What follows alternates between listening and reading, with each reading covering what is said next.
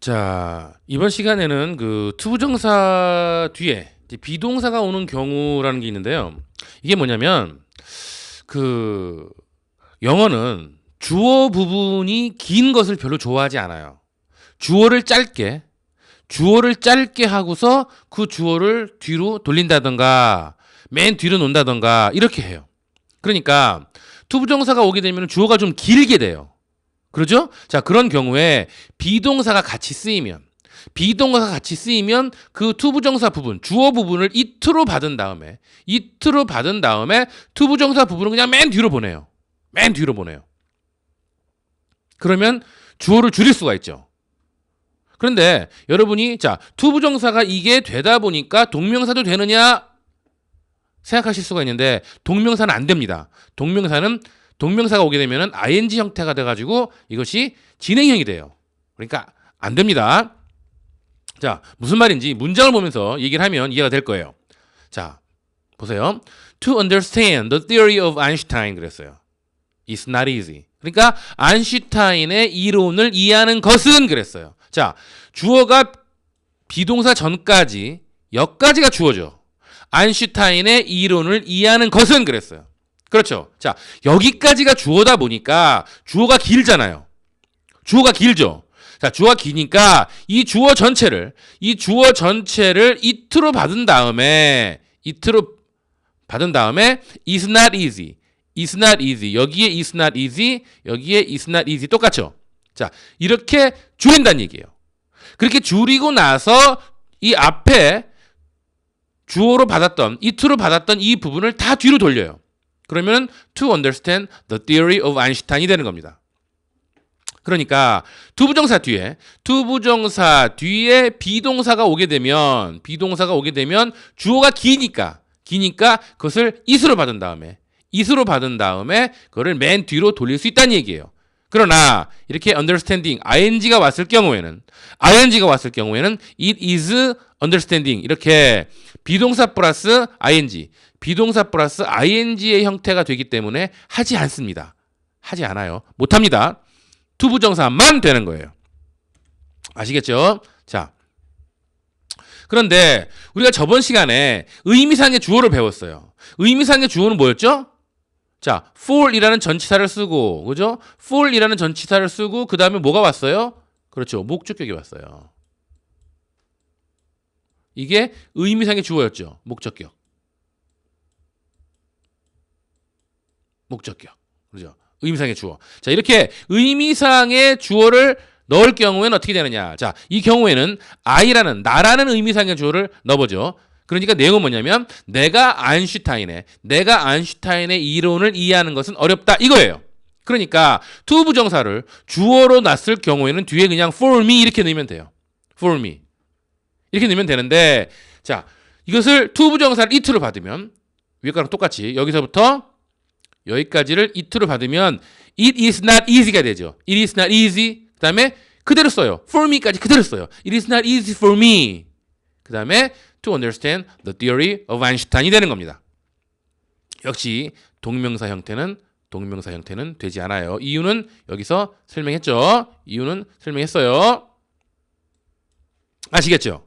그러니까 이것을 문장으로 처음에 딱 놓으면은, 자, it으로 놓고 나서 문장으로 딱 놓은 이 문장을 딱 보면 왜 이렇게 만들었지 이런 생각을 하실 수가 있는데, 이렇게 투부정사를 넣은 곳이 주어가 길게 되니까 이것을 it로 받는다는 걸 알면은 그렇게 어렵지 않아요.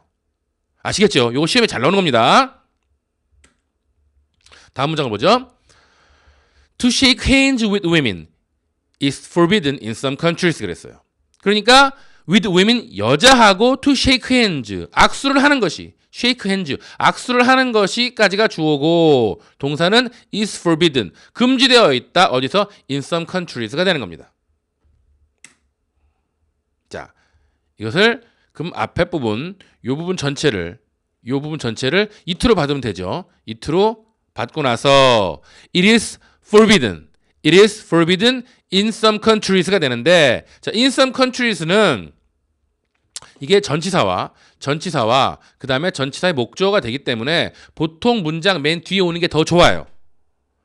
그러니까 물론 자, 무슨 말이냐면 it is forbidden to shake hands with women. 다음에 in some countries 이렇게 하는 게 좋다는 얘기입니다. 물론 it is forbidden in some countries to shake hands with women 이라고 해서 틀린 건 아니에요.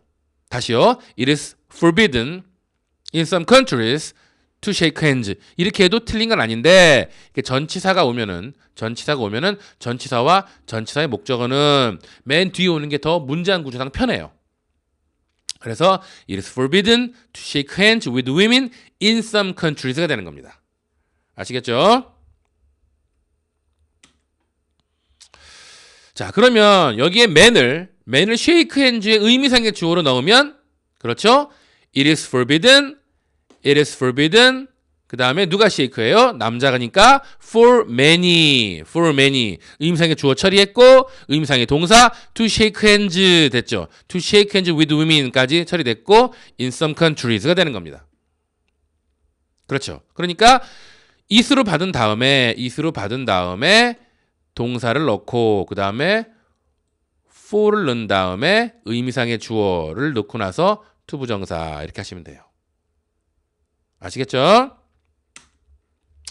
자, 그러면 지금까지 계속 비동사가 오는 경우만 얘기를 했어요. 비동사가 오는 경우. 자, 그럼 비동사가 안 오면 못해요. 자, 보세요. To understand your theory 이렇게 해가지고 자, 앞뒤가 지금 to 부정사예요. 이번 경우는 to understand your theory is to know his theory. 뭐야 이거? 앞뒤가 to 부정사예요. 이렇게 앞뒤 모두가 to 부정사인 경우에는 it is to know his theory, to understand your theory. 이렇게 못합니다. 선생님 비동사 왔잖아요. 비동사가 왔어도 앞뒤 모두 to 부정사가 오는 경우엔 이렇게 할 수 없습니다. 틀린 문장이 돼요. 요거 별표 2개 칠게요. 여러분이 시험에 나오면 참 헷갈리기 쉬워요.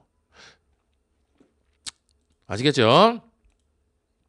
자, 정리를 하면 자, to 부정사 뒤에 비동사가 오는 경우 to 부정사 뒤에 비동사가 오는 경우 이 to로 받아서 왜 주어가 기니까 이렇게 처리할 수 있다는 건데 동명사는 안 된다 그랬죠. 동명사는 안 된다. 요거 별표 2개 치고 자, 그랬죠? 그 다음에 의미상의 주어 첨가하는 거. 사실 의미상의 주어 첨가하는 건 저번 시간에 했었어요. 그래서 it을 놓고 비동사를 넣은 다음에 받는 말이 오고 그 다음에 전치사의 의미상의 주어 이렇게 왔죠. 그렇죠? 이건 저번 시간에 사실상 했었던 거예요. 그리고 앞뒤 투부정사가 오면은 이것이 불가능하다는 거 했습니다. 자, 내용 간단하지만 시험에 나오면 잘 틀리는 부분이에요.